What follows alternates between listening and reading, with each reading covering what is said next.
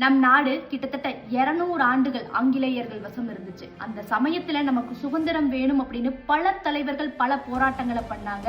ஆங்கிலேயர்களால் தூக்கிலிடப்பட்ட கதை நம்ம பல கேட்டிருப்போம்.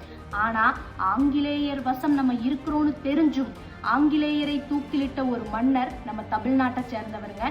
தமிழ்நாட்டுல திருப்பூர் உடுமலை தளிப்பாளையத்தை ஆண்ட எத்தலப்ப நாயக்கர். இன்று அவருடைய நினைவு நாள். 1700 கடைசியில கட்டபொம்மனை தூக்கிலிட்டுட்டாங்க அப்படிங்கிற செய்தி எத்தலப்ப நாயக்கருக்கு கேட்டதையும் கொதித்தெழுந்து கோபம் அடைகிறாரு.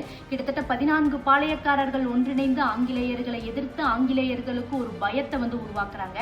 ஆங்கிலேயர்கள் திரும்பவும் தன்னுடைய ஆதிக்கத்தை நிலைநாட்டணும் அப்படிங்கிறதுக்காக தஞ்சையிலிருந்து தளிக்கு ஒரு தூதரை அனுப்புறாங்க. அந்த தூதரை எத்தலப்ப நாயக்கர் தூக்கிலிடுறாரு. நீ என் சொந்தத்தையா தூக்கிலிடுவேன், நான் உன் சொந்தத்தை தூக்கிலிடுவேன் அப்படின்னு ஒரு புரட்சியை ஏற்படுத்துறாருங்க எத்தலப்ப நாயக்கர். கோபமடைந்த ஆங்கிலேயர்கள் தளிப்பாளையத்தின் மீது போர் தொடுக்கிறாங்க. நம்ம நாட்டுக்காகவும் நம் சுதந்திரத்திற்காகவும் 1801 ஏப்ரல் 23 தன் 27வது வயதில் எத்தலப்ப நாயக்கர் வீர மரணம் அடைகிறாரு. இது போன்ற பல வீரர்கள் வாழ்ந்த நாட்டுல நம்ம வாழ்றோங்க. இன்னைக்கு நம்ம சுதந்திர காற்றை சுவாசிக்கிறோம் அப்படின்னா பல தலைவர்களுடைய ரத்தம் சிந்தப்பட்டிருக்கு. நம்மளுடைய வீர வரலாற்றை நம்மளுடைய அடுத்த சந்ததிக்கும் சொல்லிக் கொடுங்க.